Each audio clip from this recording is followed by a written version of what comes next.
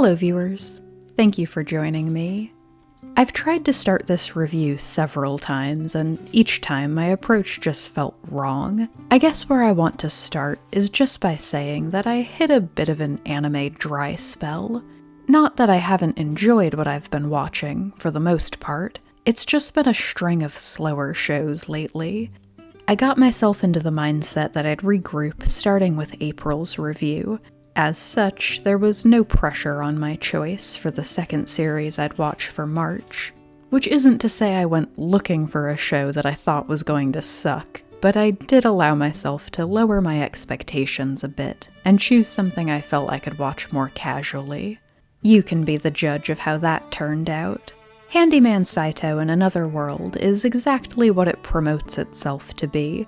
One of those dime-a-dozen isekai tales where an ordinary guy from our world dies and gets transported to a much more exciting world. I haven't actually covered much isekai on this channel, and I'll have a lot to say about that later, but to get into this one, our main protagonist Saitou was a handyman in his first life who specialized in picking locks. But he didn't feel particularly fulfilled by his life or his work. He got a little backstory segment that I actually really liked, where he talked about how he'd always done really well in school. He never had to study too hard, he was athletic, he made friends easily, but then he graduated and his life just didn't pan out the way he'd expected it to. He very much gave me the vibe of a gifted kid who grew into an adult who was just kind of average. So he's not exactly heartbroken when he gets hit by a truck one night and has to leave it all behind. He wakes up in a town whose economy seems to revolve around adventurers exploring the local labyrinth for treasure, and is quickly recruited by possibly the most dysfunctional adventuring group he could have found. Rylza is a skilled warrior, as long as she's not being slowed down by her heavy armor malfunctioning. The Moonlight Fairy Lafanpan is their healer and specializes in defensive magic, but she charges by the spell. And Morlock was once one of the most powerful mages in the world, but now he's a senile old man who can barely remember his own incantations.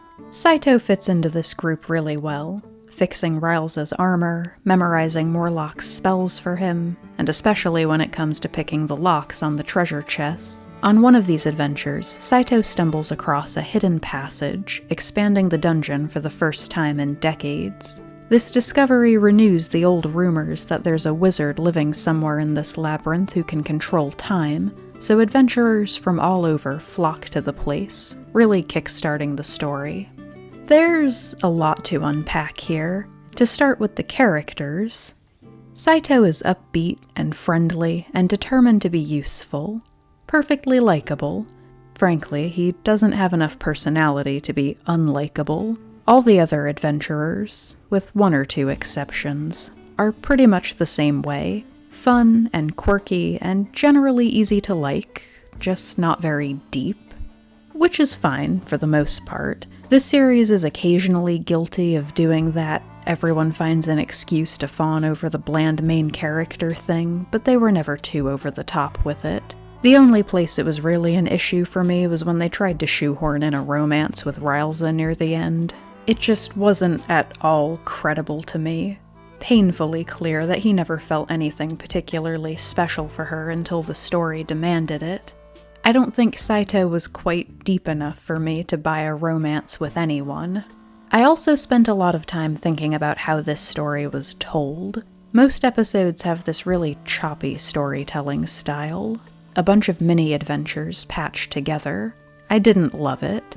This series was just self-aware enough that I did find it genuinely funny a lot of the time. I think this style would have worked if they'd really leaned into making this series a comedy, but they do try to go in for something deeper on a regular basis, and a lot of those backstories or more serious moments just fell flat for me.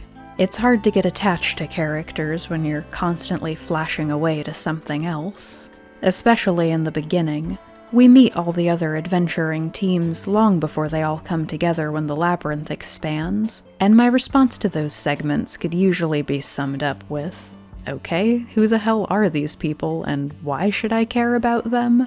In hindsight, I can appreciate that it saved some time on introductions once they were all thrown together, but it felt really random at the time. This story does come together to be something mostly cohesive and straightforward. I realize it follows the style of the original webcomic, but I really feel like they should have given it a more traditional sort of narrative style when they adapted it. There's no good reason for it to be told the way it is. It definitely wasn't to their story or characters' benefit. I know this hasn't exactly been a gushing review, but I didn't hate this show. It does kind of go off the rails near the end, but it got pretty strong around the middle. All the adventurers converging on the labyrinth almost had the feel of a mini tournament arc at first, and it had a really feel-good friendship story sort of vibe when they ultimately all come together to fight the big villain of the arc. Aside from the fact that it felt like this should have been the finale, I really enjoyed these middle episodes, and there was something else revealed in this conflict that was a high point. But first, because it's related, let's talk about the isekai thing. I feel like we're all suffering from a sort of isekai fatigue. I keep expecting the genre to plateau a bit, but season after season is still oversaturated with stories about people dying and waking up in another world. I'll admit that I haven't even watched that many of them, but just reading all the summaries has got me tired of it. But what annoys me most about this trend is that reincarnation is such a cool plot device. There's so much you could do with that. So many ways it could influence your story and your world. I hate to see it reduced to nothing more than a cheap gimmick to try to make your main character relatable. You know, who cares if 5 minutes in we time skip to him being the most powerful person in the world?